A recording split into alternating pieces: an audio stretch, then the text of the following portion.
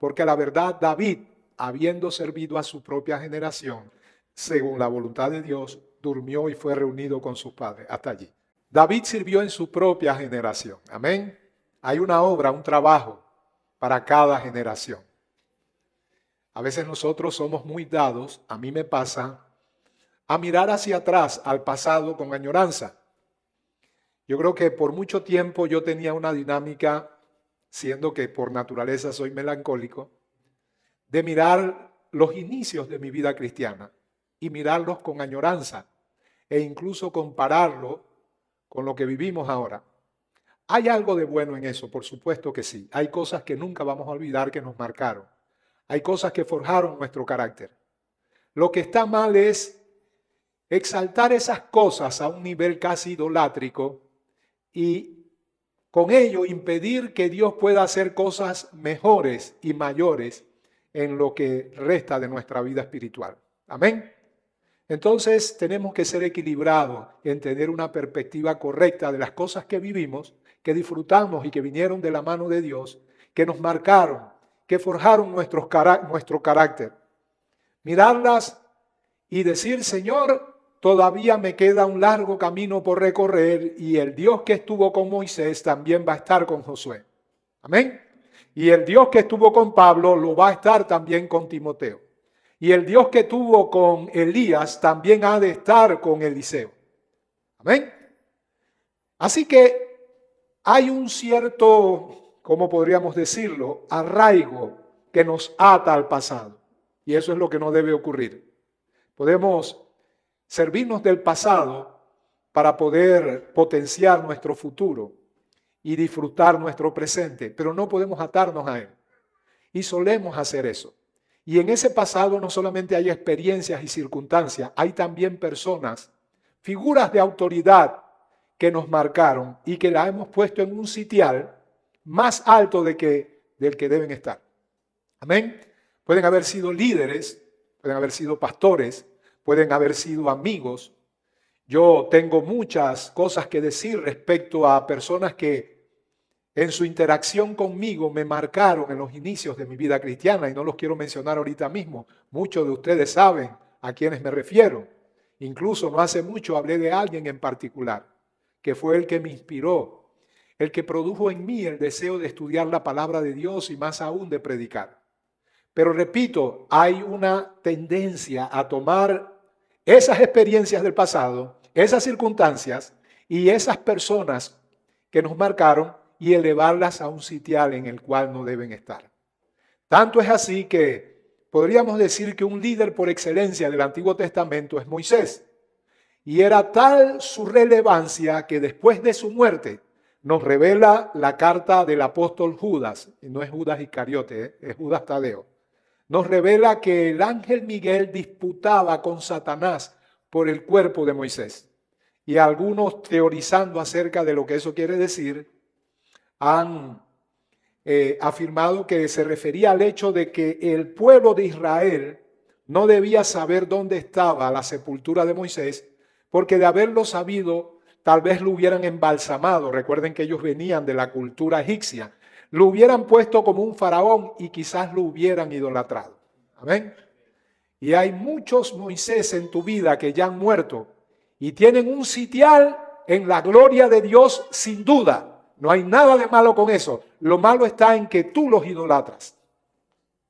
En que tú miras ese pasado y quieres decir, nunca habrá nada como eso. Nunca habrá nadie como Moisés. Pero después de Moisés va a seguir un Josué. Y no se trata de que Josué sea mejor que Moisés.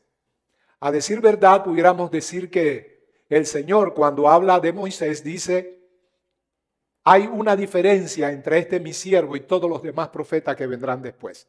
Porque a todos los demás les hablaré por sueños, por visiones, por enigmas. Pero no así a mi siervo Moisés, hablaré cara a cara con él. Así que no se trata de hacer comparaciones.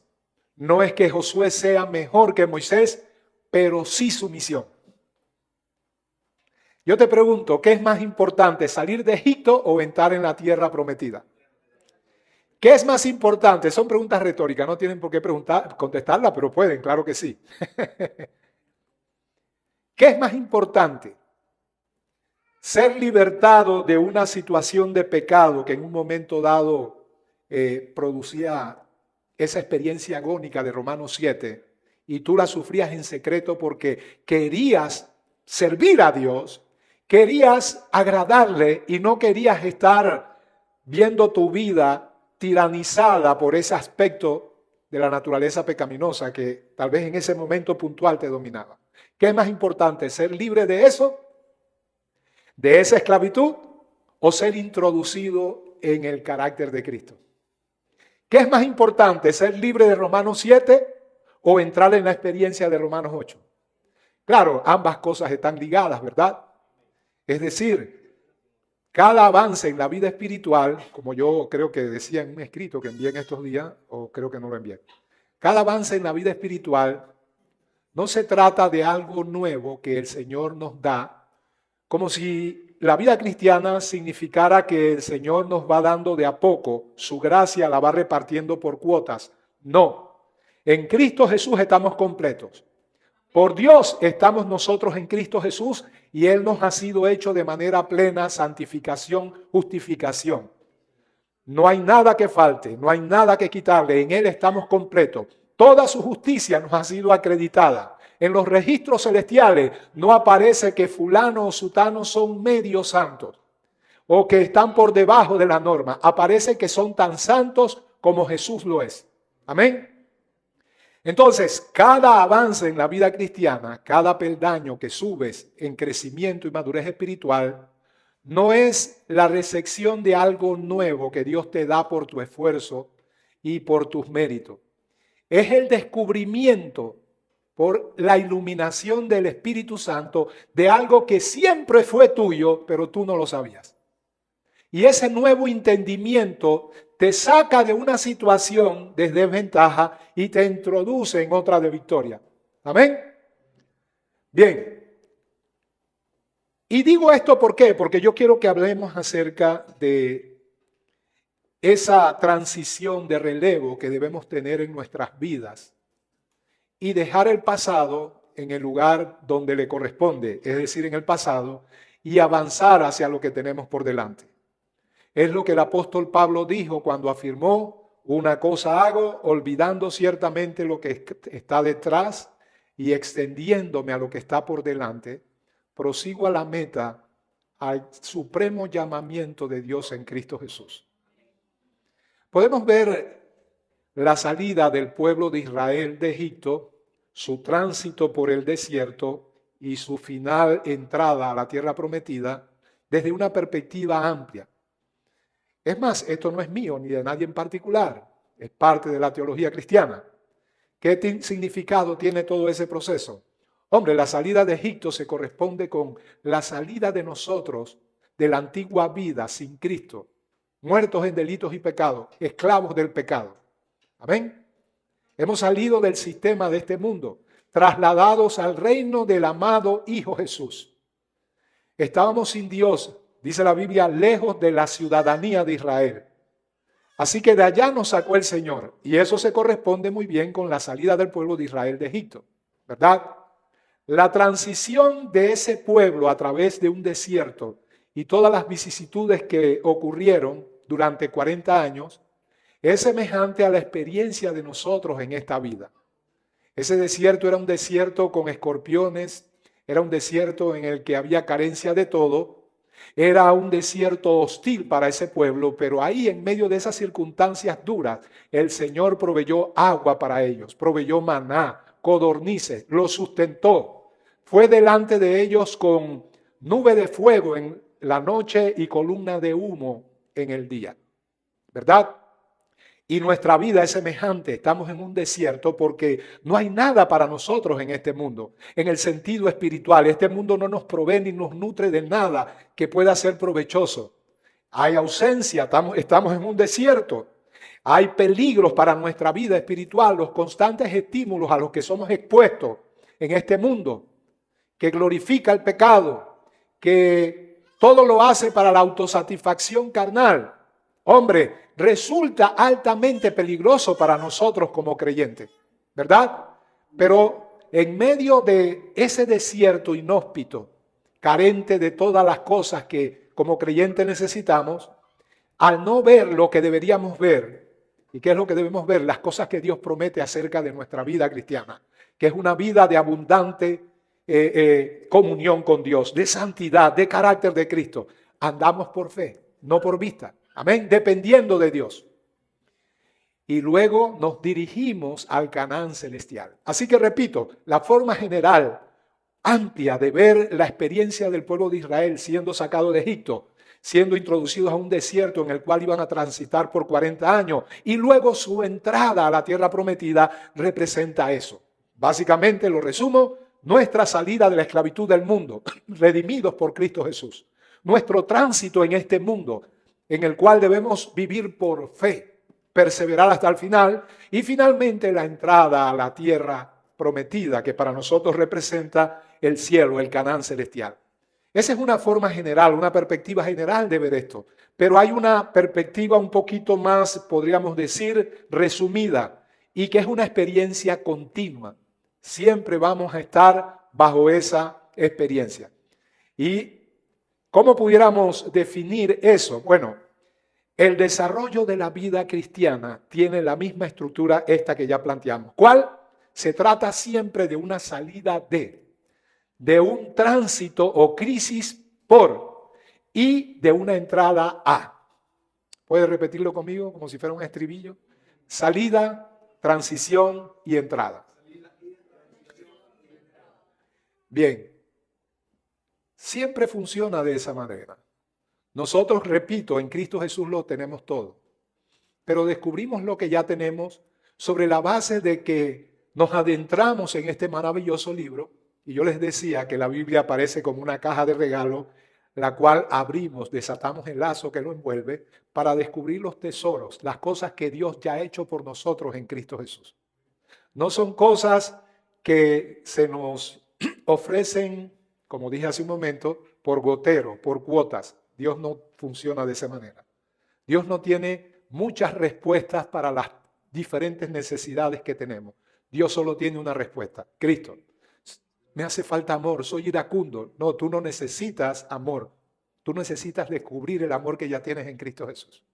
Me hace falta templanza, soy débil, cedo a las tentaciones, facilito. No, tú no necesitas templanza, ya la tienes en Cristo Jesús.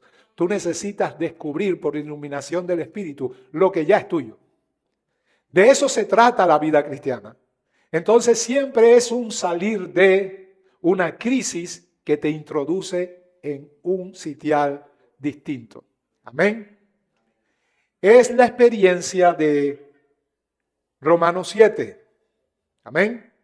Romanos 7 no es esclavitud en Egipto.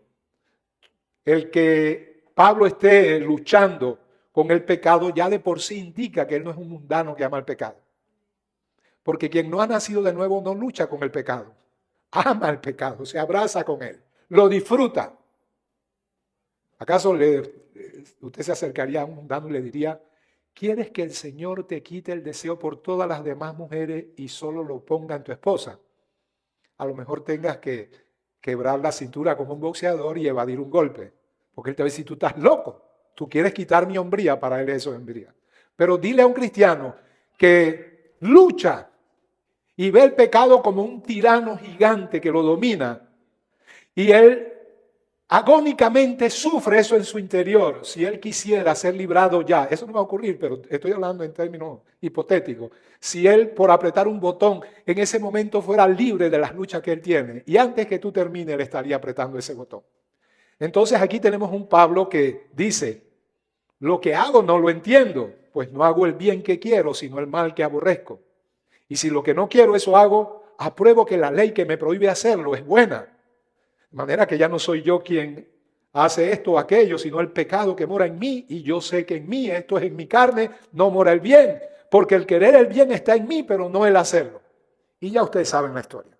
Según mi hombre interior, quiere decir que hay un hombre interior, uno que ha nacido de nuevo, uno que es una nueva criatura, que ama a Dios, pero se ve imposibilitado de agradarle porque al intentarlo encuentra fracaso continuo. Solamente el deseo, pero no la posibilidad de hacerlo. Eso puede ser una experiencia muy triste para cada creyente, si en verdad lo es. Amén. El creyente no disfruta el pecado, pero luego somos introducidos en una crisis. Y esa crisis, y le explico por qué digo crisis. He equiparado el término crisis a transición. Muchas veces utilizamos palabras que no conocemos su trasfondo etimológico, su significado más profundo y amplio. Para nosotros una crisis, pensamos en la crisis económica que está viviendo Panamá, o crisis médica. Pero la palabra crisis, y aquí la tengo en el original griego, es separación o decisión. ¿Ok? Crisis es una situación de cambio brusco. Y ese cambio que se da por circunstancias diversas producen consecuencias significativas. Es decir, que a veces viene a nuestra vida una situación de crisis, igual, de transición. Puede ser una prueba difícil, puede ser un cambio de entendimiento más amplio, una nueva luz de la palabra de Dios que antes no teníamos. Hago un alto para decir algo aquí. Yo sé que muchos de ustedes han entrado o entraron hace algún tiempito en una crisis de transición. Y todo por la doctrina. Comenzaron a desaprender cosas y aprender otras nuevas. Y cuando digo nuevas, no es a una nueva revelación, es a la única verdadera revelación que ha sido trastocada, manchada, adulterada por la mano del hombre. Bajo un falso evangelio, bajo una falsa doctrina, entendieron, entre comillas, cosas de la vida cristiana que no estaban en el libro. Y luego, digamos que no todo el entendimiento que tenían de la vida cristiana era acertado. De hecho, con los años fue más desacertado cada vez, en la medida en que la apostasía, las herejías y los falsos profetas se fueron multiplicando. En esa medida mi perspectiva del cristianismo se hizo distinto, se adulteró. Entonces recibiste luz acerca de la misma verdad que siempre estuvo allí, pero que tú desconocías e ignorabas. Ignorancia espiritual es esclavitud. Toda vez que no haya luz verdadera acerca de la revelación escritural, allí donde no tienes entendimiento certero, allí hay esclavitud en tu vida. Amén. Pero luego vino una crisis. Esa crisis pudiéramos decir que es parte de la disciplina del Señor que mueve las circunstancias en nuestro entorno para llevarnos a una situación distinta, introducirnos en una tierra prometida. ¿Qué es la tierra prometida? Bueno, descrita literalmente en los tiempos del Antiguo Testamento, era la tierra que fluía leche y miel. Ese es un término que lo único que quiere significar es que era una tierra altamente productiva y fértil. Y a veces estamos en un desierto donde no crecen los frutos del Espíritu, pero somos introducidos en una tierra altamente fértil que produce el carácter de Cristo y la vivencia de una vida plena de santidad y madurez cristiana. Amén. Pero en ese desierto aprendemos cosas, dependemos cosas. En ese desierto mirábamos verdades muy parcialmente, no las entendíamos, otras estábamos totalmente equivocados. Y luego el Señor nos lleva a un periodo de transición, un desierto en el cual no hay nada, en el cual miro a la izquierda, miro a la derecha, al frente y atrás, y todo sigue igual. Es una experiencia rutinaria que lacera el alma.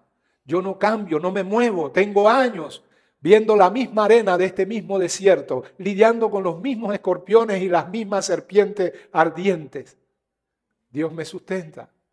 Veo cuando comienza a caer eso que llamamos maná. Es más, le hemos sacado una canción que dice maná, maná, tururú. Todo es una experiencia en la que si no me aferro a Dios y al conocimiento que de Él tengo para andar por fe, lo cual significa decido andar por lo que entiendo en mi corazón acerca de mi Dios, quien me escogió a mí y me ha hecho conocerle. Porque no puedo mirar lo que me rodea, porque lo que me rodea es desalentador y ya van muchos años de esto. Lo que me rodea es absolutamente nada. Yo quiero que pase algo, pero nada pasa. Es lo mismo de siempre. dar vueltas en un desierto donde unos pocos se aferran de Dios y tienen fe auténtica y pueden transitar hacia la siguiente experiencia de la tierra prometida. Pero el grueso perece en el desierto, en una vida insípida, en una vida sin propósito, en una vida sin entendimiento, una vida que en última instancia es hasta muy parecida a la que tenían en Egipto. Son salvos porque han sido sacados de allá, pero quizás ni sepa que lo son. Es una vida en la que no hay plenitud de ella, no cosechas ni siembras nada. Amén.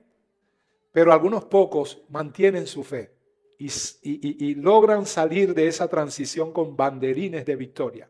Amén.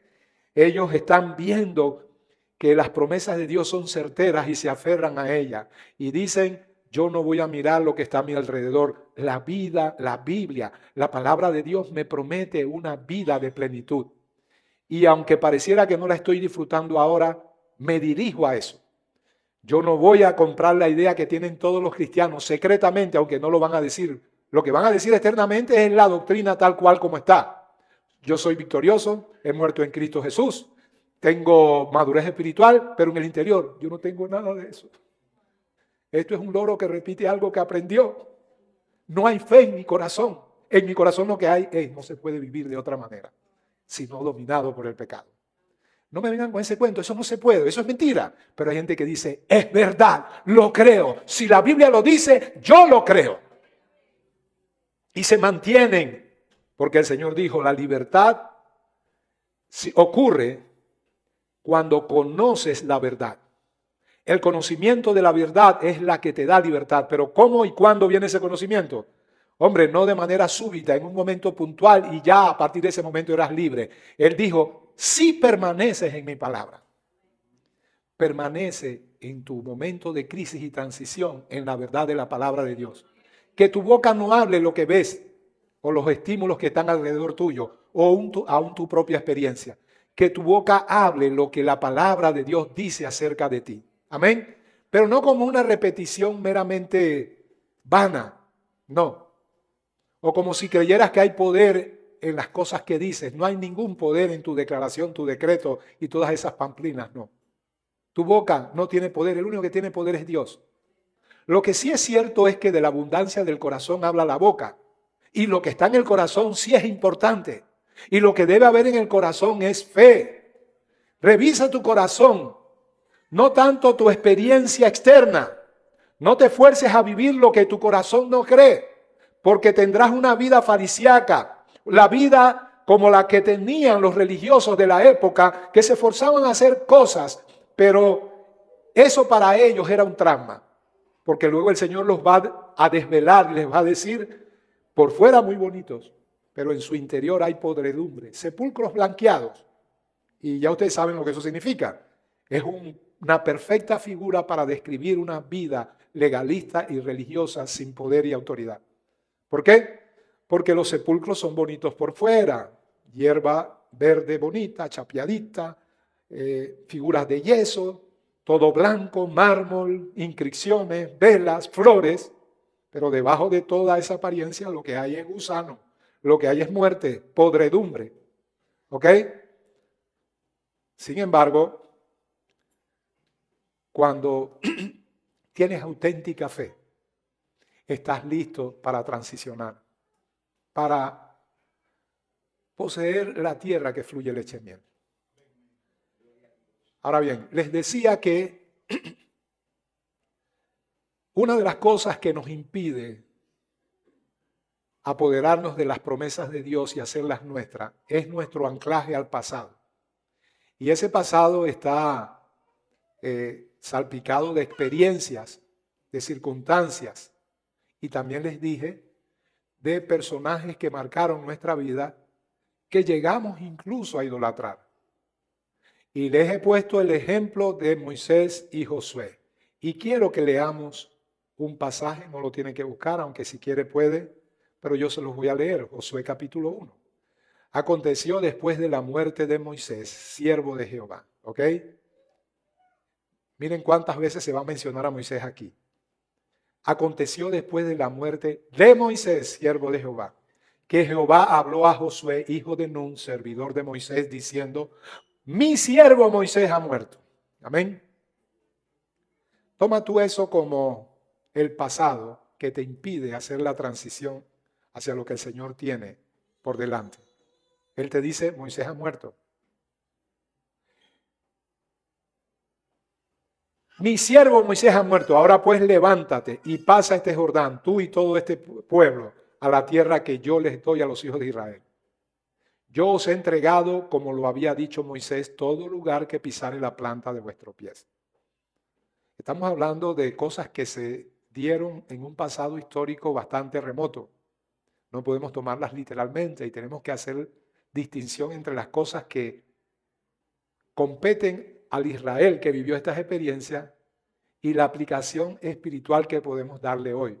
Porque si no vamos a caer en cosas tan ridículas como: yo quiero ese terreno. Iglesia, el sábado venimos y lo pisamos porque todo lo que pisar es la planta de nuestros pies. Pisar es poseer. Tú posees un terreno. Mira, lo que tú posees por iluminación del Espíritu viene a ser tuyo. Tu posesión está delimitada por lo que entiendes de la palabra de Dios. Aquello que no entiendes no es posesión tuya. Estoy hablando de en la práctica. Ya dijimos, en Cristo Jesús lo tenemos todo. Pero cada avance en la vida cristiana es no algo nuevo que se nos da, sino una nueva luz que obtenemos de nuestro entendimiento cristiano, que nos separa de la experiencia pasada y nos introduce en una nueva, de un más certero y verdadero conocimiento. Y yo les decía hace un momento, que se me quedó en el tintero, que muchos de ustedes experimentaron esa crisis. Muchos de ustedes estaban anclados a entendimientos, en el mejor de los casos, difusos de la palabra de Dios, en el peor, falsos. Y vinieron con experiencia de un cristianismo que ya al presente se ha leudado, se ha vuelto herético y hasta ha apostatado de la fe auténtica que fue dada una vez a los santos. Entonces comenzaron a entender cosas que luchaban contra ella. Pero cuando digo luchaban, lo que quiero decir es que había una crisis. Ustedes iban a experimentar la transición, pero algunos iban a decir: esto no es así. Yo no lo acepto. Miren, les voy a poner un ejemplo. En la prédica anterior, no sé si fue la anterior, cuando yo hablé de los demonios y lo que hemos estado hablando de ellos, y decíamos que la perspectiva que tiene la mayoría de los creyentes con respecto al mundo espiritual de los demonios y la lucha que enfrentamos con ese mundo, en un alto porcentaje de lo que se entiende es errado. No proviene de la Biblia, proviene de la misma manera en que el mundo ve el mundo espiritual. Y yo les hice un recuento en la charla del viernes de que el mundo espiritual es visto por los que no son creyentes de una manera que la Biblia no lo proyecta. Y entonces se exalta la hechicería, la brujería, la lucha con demonios, visiones, gente luchando para que la maldición ancestral de determinada familia o individuo sea rota, porque lo que hizo Jesús en el Calvario no es suficiente para romperlo. Tiene que ir, yo no sé ni cómo llamarlo, kit poderoso a romper la maldición. Y eso te introduce en una crisis que si la superas, y no porque lo diga el pastor ni nadie, sino porque tú, al recibir esos elementos de revelación bíblica, como buen bereano que debe ser, los que no saben qué es bereano, era el gentilicio de aquellos que vivían en Berea, donde el apóstol Pablo y Silas fueron a predicar, y pese a que era Pablo, no cualquier sopilote llamado apóstol hoy, no, era Pablo y otro personaje importante, Silas. Y sin embargo, dice que ellos fueron a las Escrituras para ver si lo que Pablo y Silas decían era verdad. Amén. Y si la Biblia pone ese pasaje ahí es para que nosotros hagamos lo mismo. ¿Ok? Nadie tiene mayor autoridad que la palabra de Dios. Ella es la base de nuestra autoridad. Si yo mañana comienzo a decir cosas que se apartan de las verdades esenciales de este libro, no solamente tienen el derecho de quitarme, porque la iglesia no es el castillo ni el imperio de ningún superstar del púlpito. Amén. Entonces, recibes una palabra, no tienes por qué creerla de plano, si no la juzgas bajo el filtro de la palabra de Dios, pero algunos ni siquiera quieren hacer eso. Ahí se detienen. Y sencillamente son parte de esa generación que perece en un desierto sin entender nada. Miren, es muy importante que nosotros podamos hacer esos procesos de transición, porque cuestan, porque yo sé que producen hasta malestares emocionales. Nos damos contra la pared para dejar a un lado nuestra teología y abrazar la verdadera. Pero no es nada inusual, no es nada raro ni extraño que así ocurra. Debe ocurrir. Hombre, yo puedo dar fe de mi esposa cuando comenzábamos a entender cosas que en ese momento, bueno, ya un poquito más abierto. Hay mucha gente abrazando la sana doctrina, pero en aquel momento habían elementos que, de los demonios en particular. Yo le decía a mi esposa, mami, si tú ves que determinado personaje que lo proyectan en la película, pero está basado en algo de la vida real, era un monstruo que asesinaba niños, no tiene por qué estar endemoniado. Mami decía, pero ¿cómo puede ser? Tiene que estar endemoniado. Yo no, el hombre es lo suficientemente depravado para producir tanta maldad como los demonios. Las obras de la carne, la Biblia las describe y dice que la hechicería es una de ellas. La hechicería y un hechicero es porque está poseído por demonios. Bueno, la Biblia dice que es obra de la carne. Entonces, pero bien, estos ejemplos solamente los estoy poniendo delante de ustedes como elementos en los que estábamos ausentes de verdadera luz, y eso, al recibirlo, nos introduce en una lucha en la que o la pasamos o no la pasamos. Y no la tienes que pasar porque alguien lo dice, repito, lo haces porque vas a la palabra de Dios. Y hay personas que quieren incluso hacernos creer esto, que no todo está en la palabra de Dios. Eso es un insulto, eso es algo que no todo está en la palabra de Dios. Yo tuve una experiencia en la que fulano de tal levitó y dio 4 vueltas en el aire mientras nosotros reprendíamos y atábamos a los demonios. ¿Cómo tú me dices que atar no es correcto? Yo no voy a negar tu experiencia ni la sinceridad de tu corazón. A lo mejor te la crees y eres sincero en creerte lo que no pasó. A lo mejor te lo estás inventando. O a lo mejor sí ocurrió. En cualquier caso, si no está en la Biblia, no me interesa tu experiencia. La experiencia no hace doctrina. La doctrina fue revelada por Dios, inspirada por el Espíritu Santo, para que tú y yo vivamos conforme a ella. Y si no está en las páginas amarillas,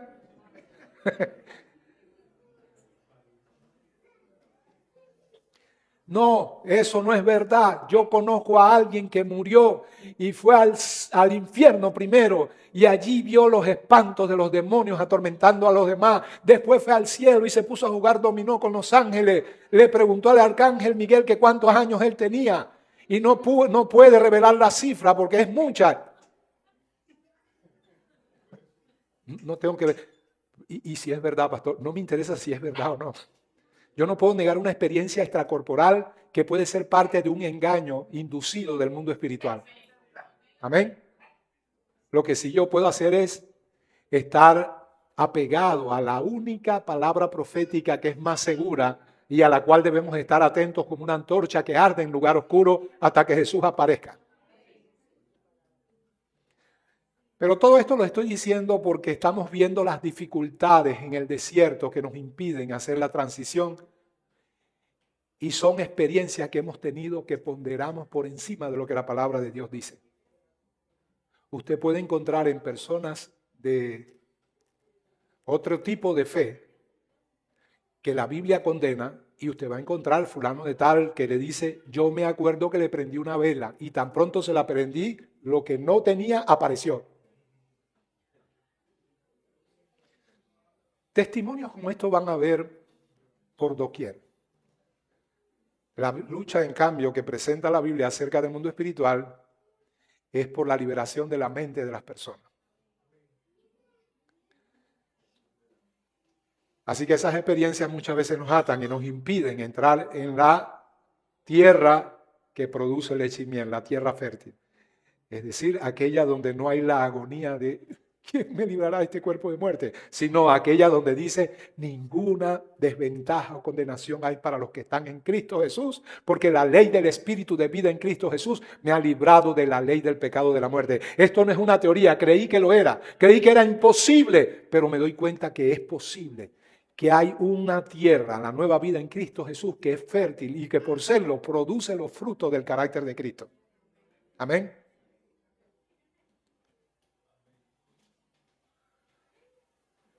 Miren lo que dice en este mismo pasaje que estábamos leyendo, versículo 17. De la manera que obedecimos a Moisés en todas las cosas, así te obedeceremos a ti. Es el pueblo dirigiéndose a Josué. Solamente que Jehová tu Dios esté contigo como estuvo con Moisés. ¿Ok? Este es otro pasaje que quiero leer respecto a ese relevo de mando de Moisés a Josué. Números 27, 15 y 23 dice, entonces respondió Moisés a Jehová diciendo, ponga Jehová Dios de los espíritus de toda carne un varón sobre la congregación. Más adelante, para que la congregación de Jehová no sea como oveja sin pastor. Y Jehová dijo a Moisés, toma a Josué, hijo de Nun, varón en el cual hay espíritu, y pondrás tu mano sobre él, y la pondrás delante del sacerdote Eliezer, y delante de toda la congregación, y le darás el cargo en presencia de ellos, y pondrás tu dignidad sobre él, para que toda la congregación de los hijos de Israel le obedezca.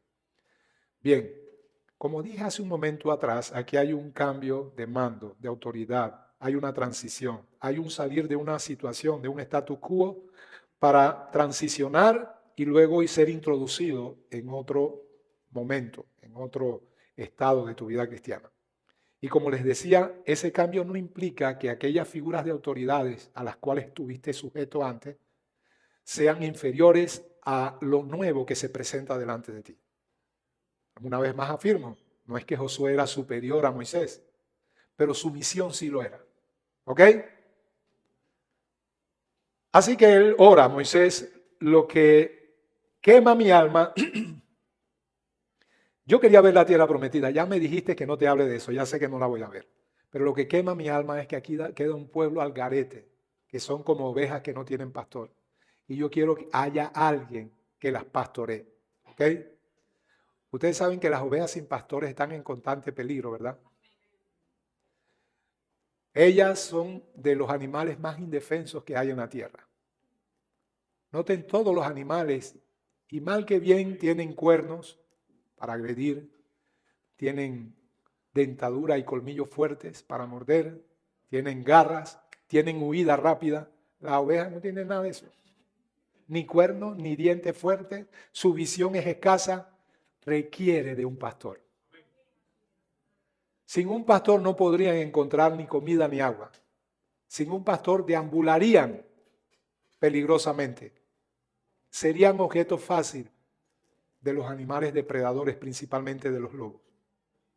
Por eso es que a falta de un pastorado que tenga teología pesada, las ovejas se han dispersado siguiendo toda clase de doctrinas y estratagemas de hombres que para engañar emplean con astucia las artimañas del error. Y son fácil objeto del engaño.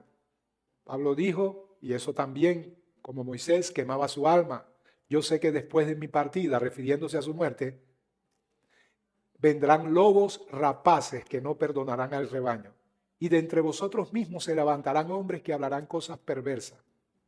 La palabra perversa en el griego, diastrefo, no habla del carácter moral de estos hombres, aunque sin duda su carácter moral es equivocado.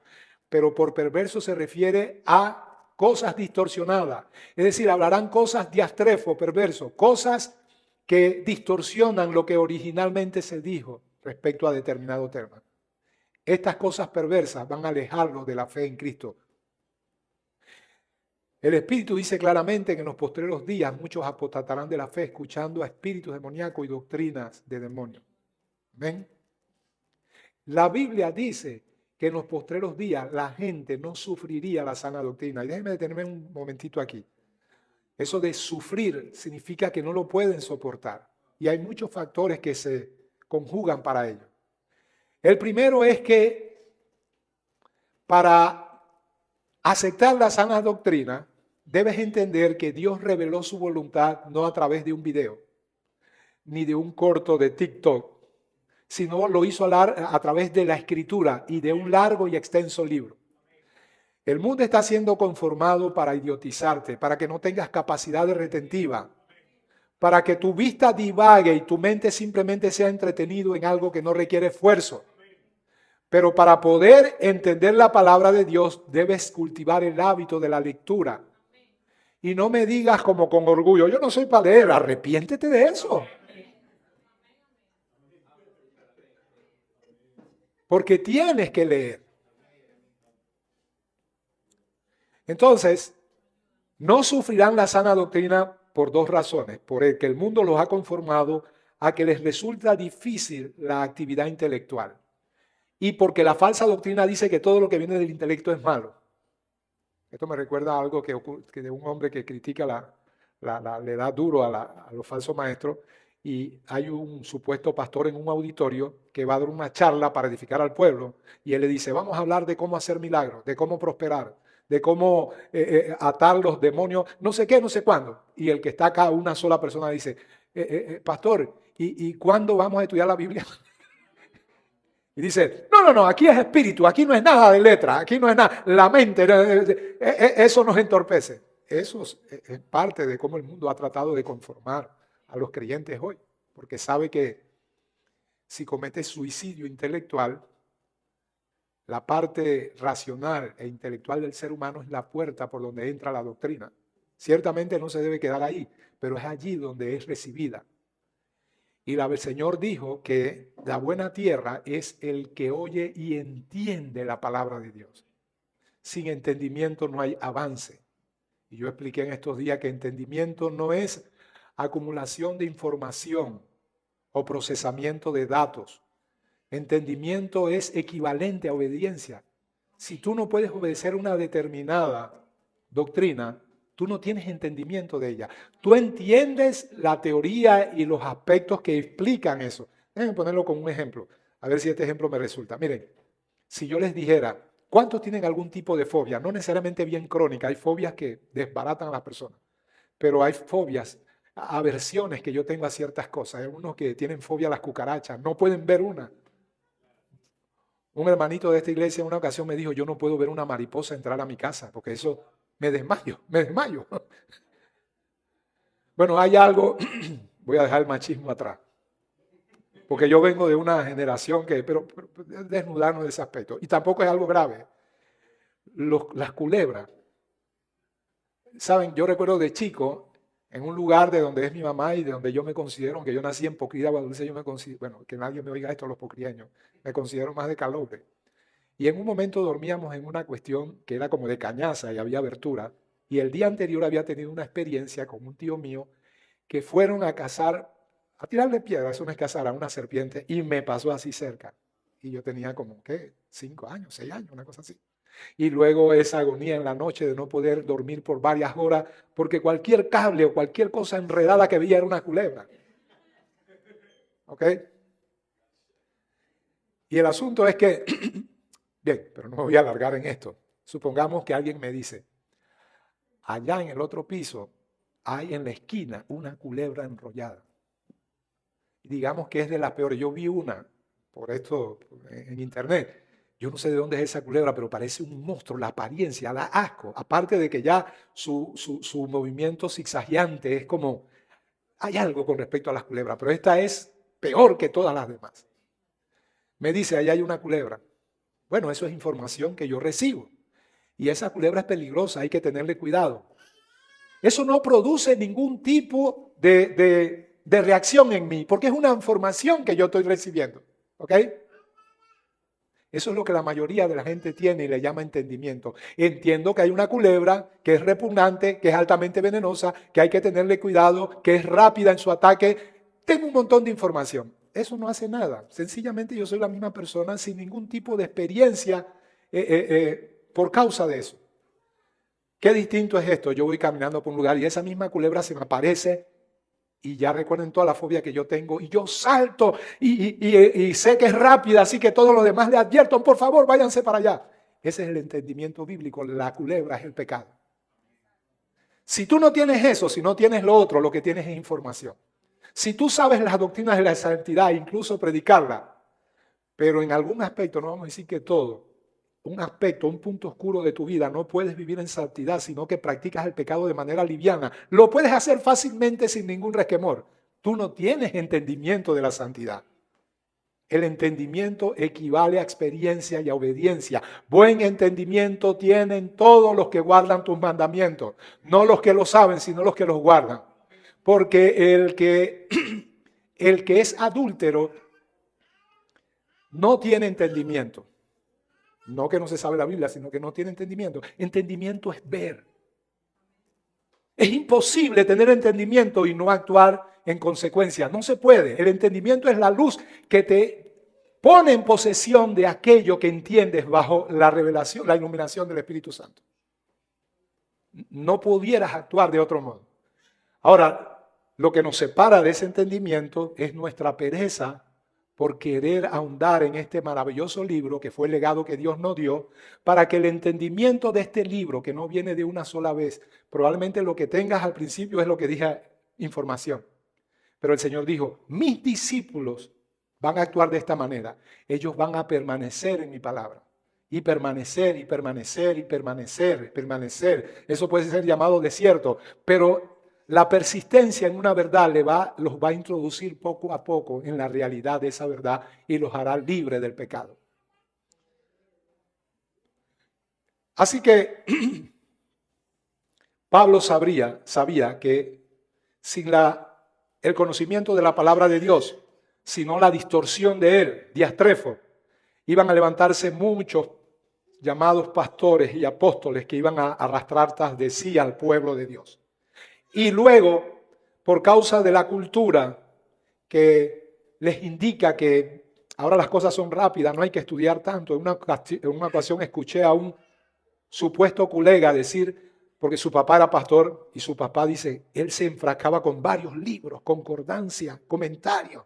Y eso quedó en el pasado. Esto es, nada más se necesita una palabra, una palabra. Porque el Señor decía una palabra y las personas cambiaban. Imagínense, equiparándose al Señor.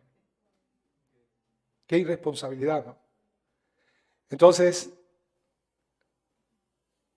cuando por una parte no eres lector de la palabra, pero por otra eres entretenido a través de estímulos emocionales, alguien dijo, eso es una vacuna contra la doctrina verdadera.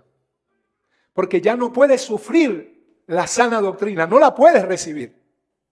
Te acostumbrarte a un estilo de vida cristiana donde deben ser estimuladas y exaltadas tus emociones. Y necesitas que alguien te diga, porque el Señor va a abrir la puerta y tú vas a ver que esos papeles que no han salido van a salir porque yo lo digo y yo soy yo y yo y yo. Entonces te ha sobreestimulado tu sistema de creencia y no puedes reaccionar a otra cosa. Porque para poder recibir la palabra de Dios hay que oír la palabra de Dios. Amén. Así que Moisés tenía un celo por saber quién era el siguiente que iba a pastorear a ese pueblo que él pastoreó desde Egipto hasta los 40 años que tuvo en el desierto.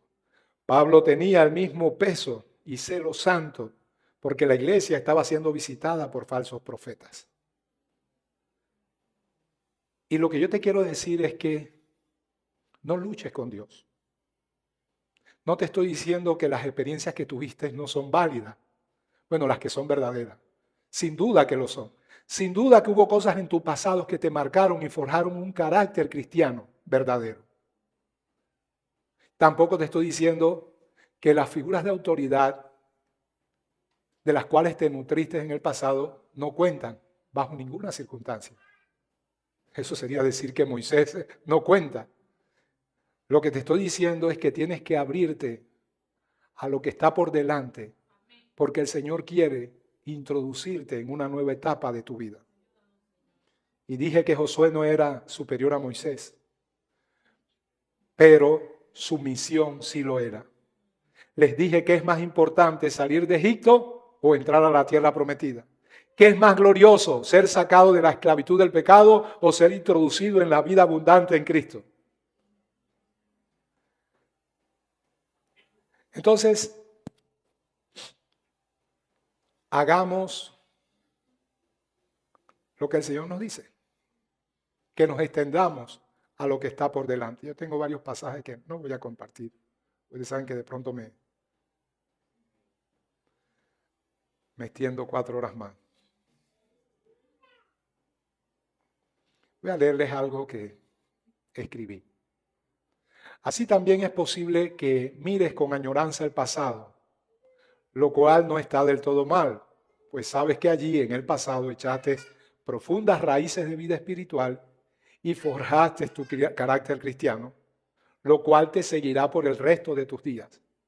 Quizás ese pasado está ligado a circunstancias muy preciosas para ti y también está ligado a personas de muy alta estima para ti. Sin embargo, hay más de parte de Dios. Sin embargo, decir que no puede haber algo, terminé de leer, algo superior, significaría que aquellas circunstancias, aquellas personas las ha puesto en un sitial que solo puede ocupar Dios. Y le estás diciendo que Dios no puede hacer nada mejor de lo que ya hizo. Por eso es que Pedro fue reprendido cuando subió al monte de la transfiguración juntamente con Juan y Andrés y Santiago, perdón. ¿Recuerdan esa experiencia, verdad? ¿Qué ocurrió? Dice que los envolvió una nube y se le aparecieron ¿quién? Elías y Moisés. ¡Wow! No Perencejo, ni Sutano, ni Mengano, ni el apóstol 7 rayos de hoy, que se dice apóstol, no. Elías y Moisés. Ahí estás tú en el monte donde puedes experimentar, ver la gloria de Cristo y su transfiguración y por ende también tú, no físicamente, pero espiritualmente ser transformado. Pero no lo eres, ¿por qué? Porque todavía estás mirando al pasado a Moisés y ciertamente es grande. Moisés representa la ley y estás viendo al pasado a Elías y Elías representa a los profetas y los estás equiparando a Cristo, lo estás poniendo al mismo nivel. Y entonces Pedro dice, hagamos 3 enramadas, igualitas, no diferentes. Una para Moisés, una para Elías y una para ti, Señor. En otras palabras, esas personas que me marcaron en el pasado están al mismo nivel de Jesús, porque Dios hablaba a través de ellos. Y todo lo que hablaron, sin excepción, aún las cosas que no encuentro que están en la Biblia, son palabra infalible de Dios. Estás diciendo, voy a hacer una enramada, un nicho para colocar a ese personaje, a esa persona, a esa experiencia en un sitial que solo debe ocupar Dios. ¿Qué ocurrió cuando Pedro dice esa necedad? Dice que vino una voz del cielo que dijo, este es mi hijo amado, a él oíd. Y la Biblia literalmente dice que lo reprendió. ¿Ok? Oye, voy a aprovechar esto último que he dicho para explicar algo, siempre tratando de hacer docencia. Dice que fue reprendido por una voz. ¿Saben lo que significa reprender? Porque ese término está de moda mucho. Regañar, ¿verdad? Amonestar. Saben que los cristianos, dentro muchas veces de ese intentar absorber lo que se les dice sin estudiarlo, por muchos años han tenido esta experiencia. Ustedes dicen cuando se trata de algo que saben que viene de Satanás o de los demonios, dicen, te reprendo. A propósito, yo creé en mi mente una historia en la que involucro a este personaje de los chistes, Pepito. Pepito está en el salón de clase y la maestra le dice, Pepito, te reprendo. Y Pepito dice, sí, hágalo. ¿Qué cosa? Repréndame. Lo estoy haciendo. No, no lo estás haciendo, no lo está haciendo, maestra. ¿Cómo que no? Te estoy diciendo te reprendo. ¿Sabe lo que significa reprender, maestra? ¿Qué significa, Pepito? Significa regañar. Usted está diciendo, Pepito, te regaño. Regáñeme, pues. Pero no diga que lo va a hacer, hágalo. Cuando la Biblia dice, y Jesús reprendía a los demonios de las personas y estos salían, no está diciendo que Jesús iba, te reprendo. Los regañaba. ¿Y cómo tú regañas a alguien? Volvamos al caso de Pepito en el salón de clase. Si la maestra quisiera regañar a Pepito, ¿cómo haría? No diría te regaño, lo que haría es, Pepito, estás haciendo bulla, sal de mi salón. O sea, lo expulsaría de ahí. ¿Se dan cuenta cómo nosotros literalizamos palabras que intentan comunicarlo a algo? Y la gente está allí y eso es palabra fiel y verdadera. Y no hay manera de que yo trate de explicarte que hay un error, no grave, pero un error, y que tú lo recibas. ¿Sabe por qué? Por falta de mansedumbre. Mansedumbre significa la capacidad de ser enseñado. Cuando un potro salvaje se vuelve manso, cuando puede ser enseñado. De hecho, el proceso que lo introduce a ser manso es el que hay un domador que lo amaestra, lo doma. Y ese potro que antes era salvaje, corcoviaba, relinchaba y daba coces, ahora se deja montar, ahora se deja poner silla y cabestro y se deja dirigir por donde el que lo doma quiere. Amén. Pero tú dices, ¿sabes qué? Lo que yo aprendí nadie me lo quita. Y luego te quejas de tu abuelita y de tu tía que están en la religión popular y tú le dices, pero pastor, si yo he ido a través de la Biblia y le he dicho, pero tía, yo no estoy en contra de María, la honramos, solo estamos en contra de idolatrarla, de penderle verla como si fuera un ser sobrenatural que tiene omnisciencia y por eso mismo en un instante puede recibir cientos de miles de oraciones de distintos puntos geográficos de la tierra en cualquier momento de la historia. Eso es adorarla, no venerarla. Oye, yo le pongo los argumentos habidos y por haber y surfeo por la Biblia en las olas más altas del entendimiento teológico y mi tía dice, a mí me enseñaron así y punto, no me vengas con eso. Entonces criticas eso, pero tú estás en un momento donde tampoco recibes algo que a todas luces se ve que entendiste un concepto malo, pero no lo quieres soltar. Porque el hombre es religioso por naturaleza. Porque no tiene mansedumbre. Porque los mansos recibirán la tierra por heredad. Eso significa que la mansedumbre, que es la capacidad de ser enseñado y tú aprender, es la que te da la capacidad de ser introducido en la tierra y ejercer dominio. Pero esto de dominio no lo quiero dejar así sin explicarlo porque se puede confundir con cosas que yo estoy criticando ahorita mismo. No es dominio de tu ámbito, es dominio de ti mismo. La tierra a conquistar es la vida cristiana, es una vida de poder y plenitud, es una vida fértil. El Señor la describió en la parábola del sembrador. Él dijo, una está llena de pedregales, una está llena de afanes, los espinos, pero hay una que es fértil, que recibe la semilla de la palabra de Dios. Y esa semilla no la arrebata el diablo, las aves del cielo. Los espinos no la ahogan, los afanes y la avaricia, el deseo de riqueza. Los pedregales no ahogan esa semilla, la ligereza y no profundizar. No, nada de eso estropea la semilla. Esa semilla se arraiga y produce frutos con perseverancia y los da al 30, al 60 y al 100 por uno. Conclusión. Y aquí es donde voy a usar el pasaje con el que terminé. Deja a Moisés, él sirvió en su generación y tuvo un propósito en los planes de Dios. Recibirá su corona. Amén. A Moisés le sucedió a Josué. Yo personalmente no soy quien para admitir ese juicio, pero yo creo que Moisés por mucho lo supera. ¿Verdad? Pero no es que Josué sea superior a Moisés. Es que Dios te está diciendo, tengo un propósito con Josué que no iba a ser Moisés. De manera que si rechazas ese propósito, a quien estás rechazando es a mí. Déjame introducirte en esta nueva etapa de tu vida, donde habrá mayor fertilidad, mayor cosecha, mayor abundancia de vida espiritual abundante. No mires el pasado, no te apegues a Moisés. No quieras obtener el cuerpo, incluso ya muerto todavía quieres ponerlo en un sitial y en un nicho. No le hagas una enramada, porque el premio que Moisés va a recibir se lo va a dar Dios, tú no. Tú prosigue adelante a la meta del supremo llamamiento de Dios en Cristo Jesús. Y si yo quise poner a don nadie a comandar ese proceso, sigue a don nadie, porque total no se trata de don nadie, se trata de mí. Y yo escojo al que me da la gana.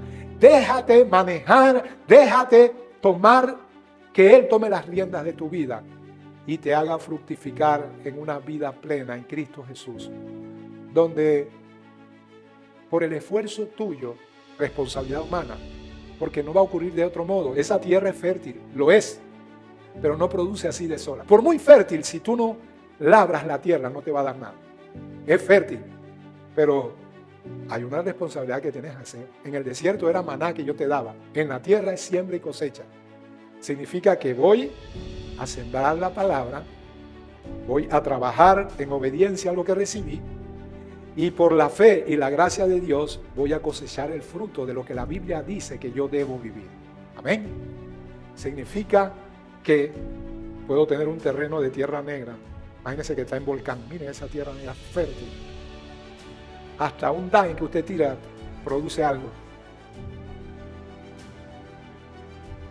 Pero si la dejas así, así se quedará. Tienes que tomar semillas y colocarlas en la tierra. Amén. Ahí está la tierra fértil, pero Él te dice, presenta tu cuerpo en sacrificio vivo delante de Dios. Despójate del viejo hombre. Quítese de ti toda gritería.